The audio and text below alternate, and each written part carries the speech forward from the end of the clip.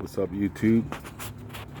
Just giving you a quick update on things that I've had done to my VFR 1200F and the last week that I had it in the shop after installing this visor for you guys on the last video. And I mentioned a few things on that video. I've installed the LSL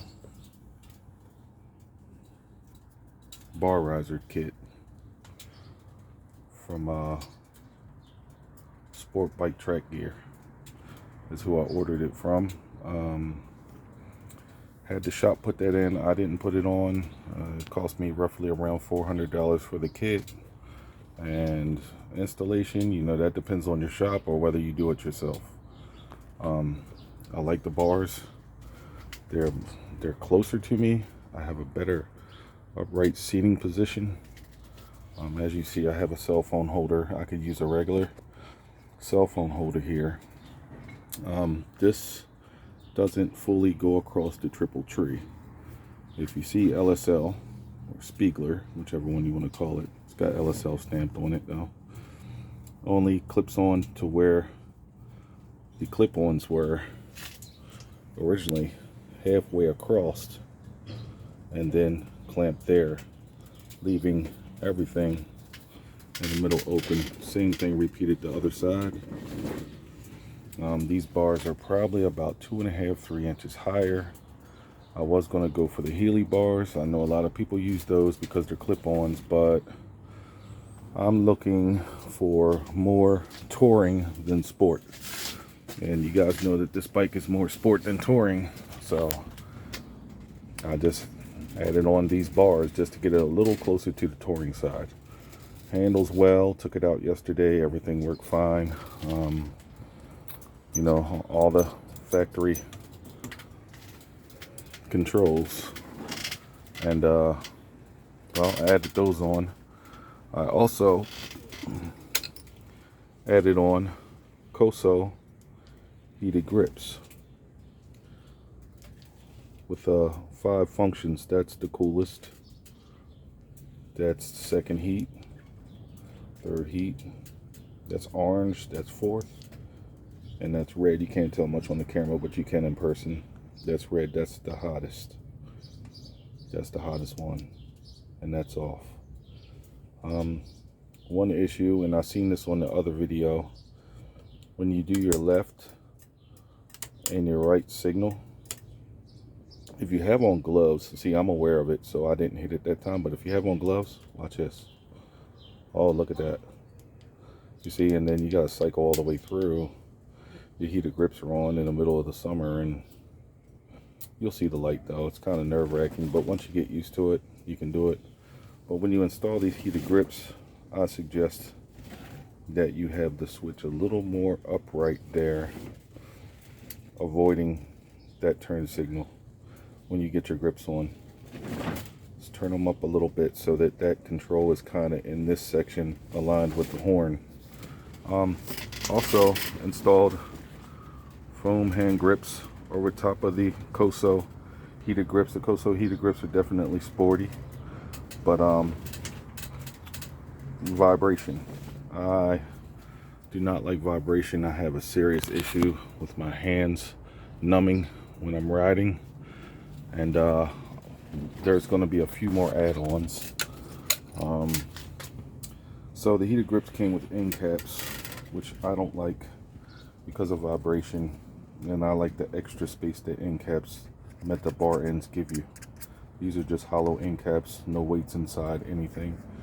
I have ordered 14mm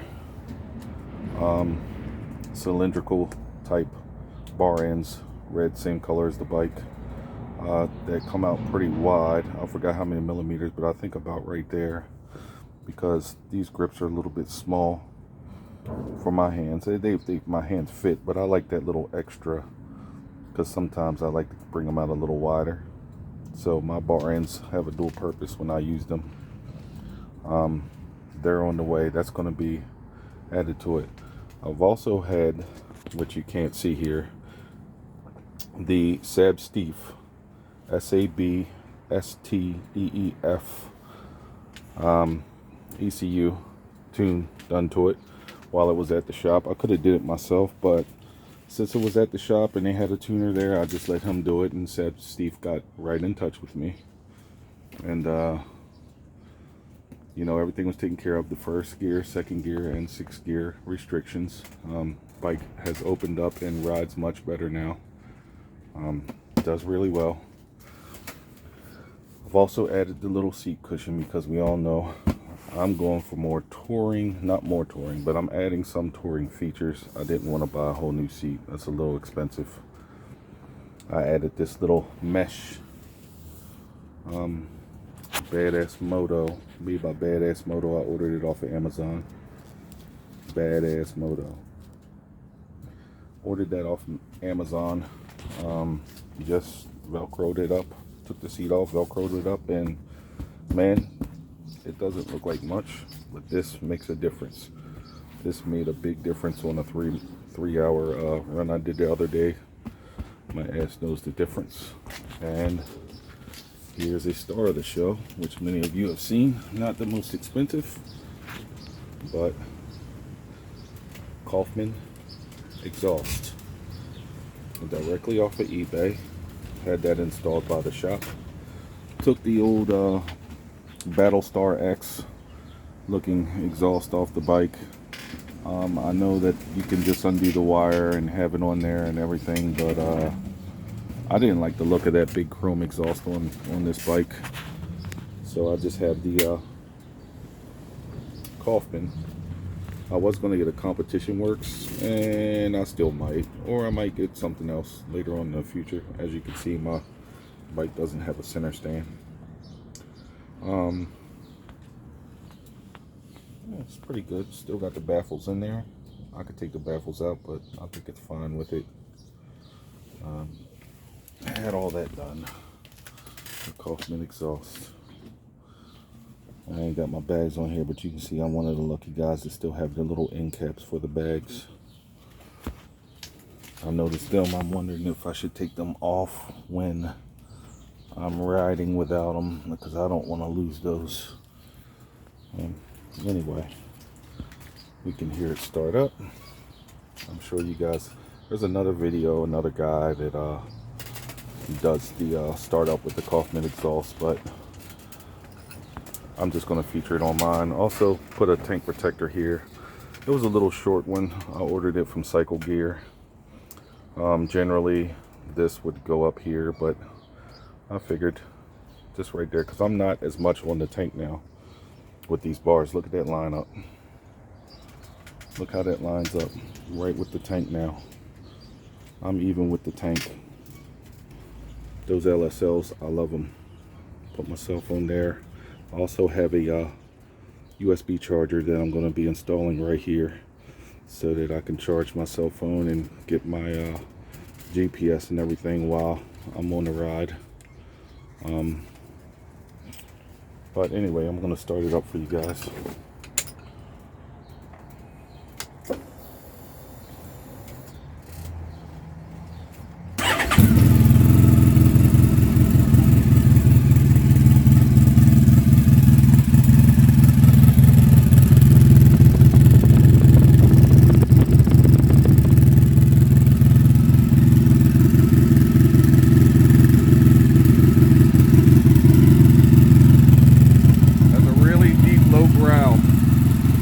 Funny how this V4 is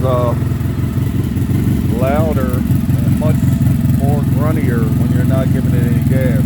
Well, low RPM.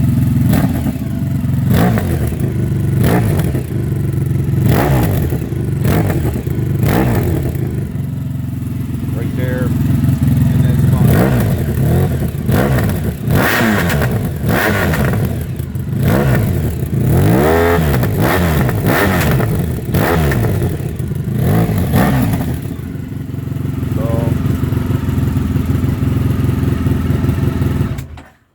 That's the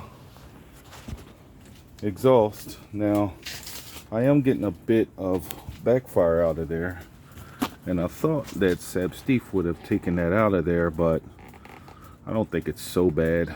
that I can't stand it. I actually like the way that it crackles when it down throttles. Pretty much so finished with the bike. I got it to where I want it to be. I gotta put my trunk back on. I gotta put my panniers back on. Everything is OEM, like I told you guys in the last video. Tires looking good. Those are the Road 5s. You guys know them. They're still good for a while. I kind of took the chicken strips down. The last guy had them up there. I took them down about a ½ inch the other day when I was riding. I'm not trying to go too much in the side. I still got a lot of ways to go. I still got the factory footrest. I haven't did the footrest mod. I haven't lowered them. So she's good to go, man. And I'm happy with the Sabsteef tune. I am wondering about the exhaust popping. I'm not trying to add any kind of other controls to this bike. I just like to get the ECU tuned, get it flashed, and that's it. We did it remotely. Still getting a popping from that. You guys just heard that, but when it's running, and I just think it sounds fine. It's not a really big pop. It's just kind of like a pop, pop, pop. I don't know. It probably is supposed to do that. I'm really happy with this bike, and I see what most people are posting.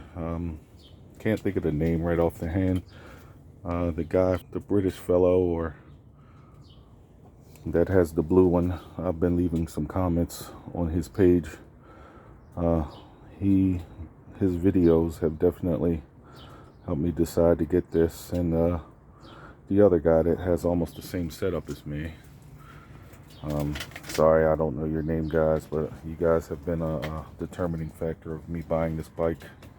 This is the 2010. It has 12,000 miles, about 12,600. Came all OEM, everything OEM, every single thing OEM, the whole trunk, panniers, everything. It's clean, it's flawless. There's not a scratch on this bike, not a scratch at all. You guys can see I have this set up in my makeshift tent here. I don't have a garage, so I kind of have it set up in this little makeshift tent. Its own little house.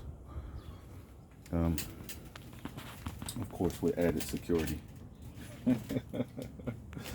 All right. Well, that's just my 2 cents on the Honda VFR. Oh, I told you guys this is a 2012 seat. The guy I bought it from said that the 2012 seat was grippier. I have the 2010 seat. Also, that is in pristine condition, just as much as this seat is. And that's about it. See you.